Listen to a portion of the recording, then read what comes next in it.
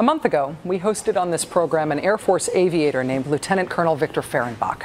An 18-year veteran of the Air Force, an F-15 pilot decorated 9 times, including for heroism in combat, a veteran of both the Iraq and Afghanistan wars.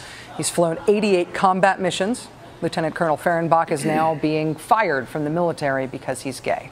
We asked Lieutenant Colonel Fehrenbach to come back on the show tonight to let us know what the last month has been like for him since coming out. He has remained on active duty and in the Air Force, stationed at a base in the Pacific Northwest, while his case goes to a review board and ultimately to the Secretary of the Air Force. Since he came out on this show, the White House has continued to go humana, humana, humana, humana, humana, whenever they're asked about what they are doing to end Don't Ask, Don't Tell, if in fact the president is so opposed to the policy. The man who was chair of the Joint Chiefs of Staff when the policy was first put in place, John Shalikashvili, has written an op-ed saying that it would be perfectly doable to suspend implementation of Don't Ask, Don't Tell until it can be repealed. And as of yesterday, 77 members of Congress have asked that the president do just that, suspend the implementation of the policy, saying in a letter to the White House, quote, "Although we are confident that you will remain true to your campaign promise to end Don't Ask, Don't Tell, our LGBT service members and our country's national security will continue to suffer if initial action is delayed until 2010 or 2011. We urge you to exercise the maximum discretion legally possible in administering Don't Ask, Don't Tell until Congress repeals the law.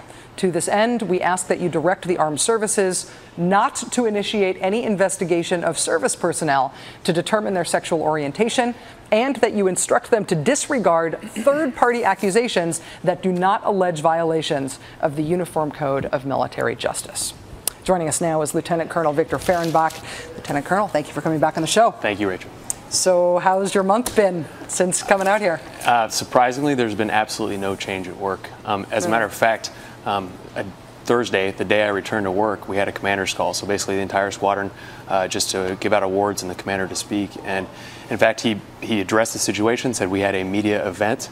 And what he wanted to say was everyone in the squadron was a valued member of the team. No one should be treated differently, and that everyone should go along about their business and execute the mission. And my squadron has done just that for the last month. So that just says a lot about their professionalism and their dedication, as well as the professionalism and dedication of everyone in the military. It just shows that this policy is antiquated and needs to go. Right now, you are an openly gay member of the United States Air Force serving on active duty, and the rationale for this policy is that that would be toxic to good order and morale in the ranks. Do you think that prescription is going to depend, is going to be true or less true, depending squadron to squadron, unit to unit? Or do you think across the military that the U.S. Armed Forces can handle this issue? No, I think it's across the board. Like I said, military people are professionals and they are dedicated to the mission and they get the job done. I don't think this is unique to me at all. And like you said, as we prove on a daily basis, we now have an openly gay person serving in our squadron, and our squadron didn't fall apart. People didn't quit. They were doing the mission, as well as the entire fighter wing. Everyone has gone about their business. Yeah. You know, your story, you coming out, has galvanized a lot of people, and it has brought people out of the woodwork, including people who've served with you. I was randomly today looking online to watch the clip of you on the show last time, and I found it posted at Washington Monthly. In the comments, I won't read the whole thing, but somebody writes in the comments, "I'm a 26-year active duty senior master sergeant stationed in the National Capital Region. Additionally, I'm an unwavering Christian conservative. Lieutenant Colonel Fehrenbach was my supervisor while I was stationed at Pensacola Naval Air Station, and I must say he was one of the best supervisors I have ever known. His service to our country should never be overlooked because of who he loves or what he does outside of duty. He says he supports you 100%, and he's praying that this institution will make the right decision." Are you finding that your decision to come out is sort of bringing people out of the woodwork to tell you what you mean to them?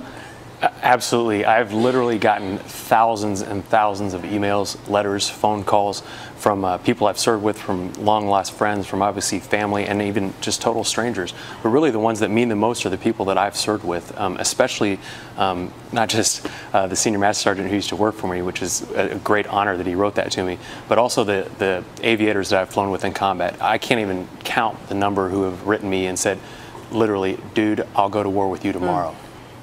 What's the status of your case right now? What happens next? As far as I know, it has not left the three-star general's office yet. He's the show cause authority, and it has not left 12th Air Force in Davis Month in Arizona. Traditionally, as I mentioned before, these cases after the discharge board, it's taken about 5 months to go through the personnel review board and then to make its way all the way up to the Secretary of the Air Force. So you're still within the window of sort of a normal amount of time for handling it. Exactly. So I could still be saved by any kind of action from our Commander-in-Chief. Speaking of which, Monday is the 40th anniversary of the Stonewall riots, the occasion commemorated more than any other in the gay rights community. The White House is apparently hosting gay leaders at the White House to commemorate the occasion. We learned late today you are going to be attending as a guest of the Service Members Legal Defense Network. Are you planning on trying to get a word with the Commander-in-Chief? I would love to. Yeah. I would love to tell him that I want to continue to serve, that it's been my dream, it's been my entire life I want to serve my country. And I would like to ask him when he plans on saying or doing something about it, when he plans to keep his promise to all of us to be able to continue to serve and to end discrimination and to stand up for equal rights for all Americans. You hopeful? I am still hopeful. Lieutenant Colonel Victor Fehrenbach, thank you as always for your service. Thanks for coming back to the show. It's good to see you. Good luck to you.